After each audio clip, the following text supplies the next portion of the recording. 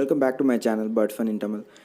இந்த வீடியோ பார்த்தீங்கன்னா ரெய்னி சீசன்லேயும் வின்டர் சீசன்லேயும் எங்களை பேர்ட்ஸை எப்படி பாதுகாப்பதுன்னா இந்த வீடியோ. பேர்ட்ஸோட கேஜஸ் பார்த்தீங்கன்னா இன்டோரில் வச்சுருப்பீங்க, அவுட்டோரில் வச்சுருப்பீங்க. ஸோ இன்டோரில் இருக்கிறவங்களுக்கு அதிகமான பிரச்சனை இல்லை, ஏன்னா ஜன்னலுக்கு இருக்கும் இல்லைன்னா கதவு இருக்குது, எல்லாமே மூடிடுவாங்க. ஸோ வந்து அவ்வளோ காற்று என்ன ஜில்லுன்னு காற்று எதுவுமே வராது. ஆனால் இது அவுட்டோரில் வச்சுருக்கவங்க தான் நிறைய பிரச்சனை. இப்போ என்னுடைய பார்த்திங்கன்னா எல்லாமே அவுட்டோரில் தான் இருக்குது. ஸோ வந்து நைட்டில் வந்து அதிகமாக குளிர் வந்துடும். அவுட்டோர் கேஜஸை பார்த்திங்கன்னா ஃபுல்லாக கவர் பண்ணிடுங்க. ஸோ கவர் பண்ணி கீழே வந்து கொஞ்சமாக ஸ்பேஸ் விடுங்க. ஸோ அது வந்து ஆக்சிஜன், ப்ராப்பர் ஆக்சிஜனுக்காக கொஞ்சம் ஸ்பேஸ் போடுங்க. இன்னொன்று குளிர் அதிகமாக இருக்கும்போது குண்டு பல்ப் வரும். 40 வோல்ட், 60 வோல்ட்டு, 100 வோல்ட் இந்த மாதிரி வரும். ஸோ உங்கள் கேஜுக்கு தகுந்த மாதிரி நீங்கள் அது வைங்க. தேவையான ஹீட்டு பேர்ட்ஸுக்கு கொடுக்கும். ஏன்னா உங்களை ஃபுட்டை வந்து அது வெளியிலேருந்து பார்த்திங்கன்னா கவர் பண்ணிடுறீங்க. இன்னொன்று பார்த்திங்கன்னா உள்ளே வந்து லைட்டை வச்சுருக்கீங்க.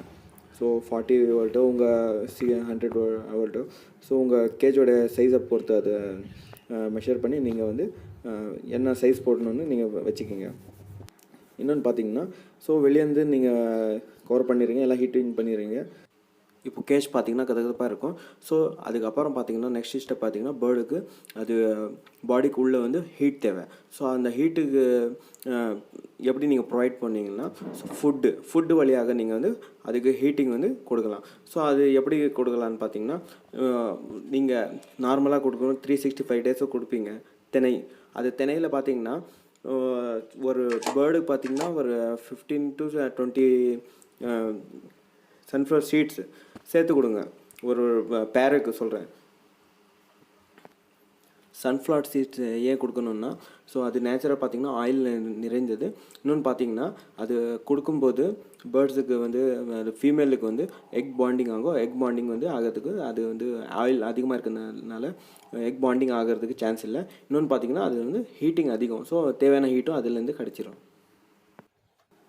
இன்னொன்று முக்கியம் பார்த்திங்கன்னா கொத்தமல்லி, புதினா வந்து குறைச்சிருங்க, அதிகமாக கொடுக்காதீங்க.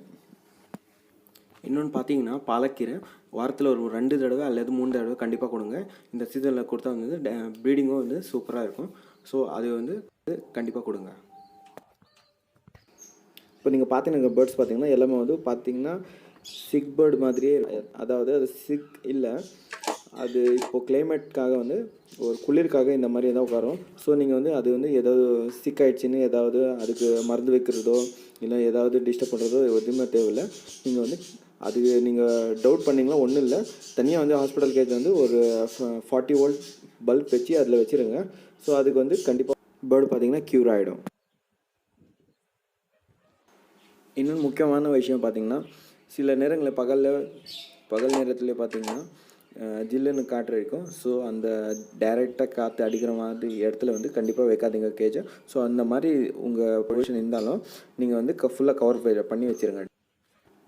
கோதுமையும் கொடுக்கலாம். ஸோ அதுவும் வந்து சூடு அதிகமாக கொடுக்காதீங்க. என்ன பொருள் இருந்தாலும் சரி நீங்கள் அதிகமாக ப்ரொவைட் பண்ணிங்கன்னா நீங்கள் பேர்டுக்கு தான் நஷ்டம். ஸோ என்ன கொடுத்தாலும் வந்து மெடிசனாக இருக்கட்டும், என்ன ஃபுட்டாக இருக்கட்டும் அதிகமாக கொடுக்காதீங்க. ஸோ இல்லை மீடியமாகவே கொடுங்க.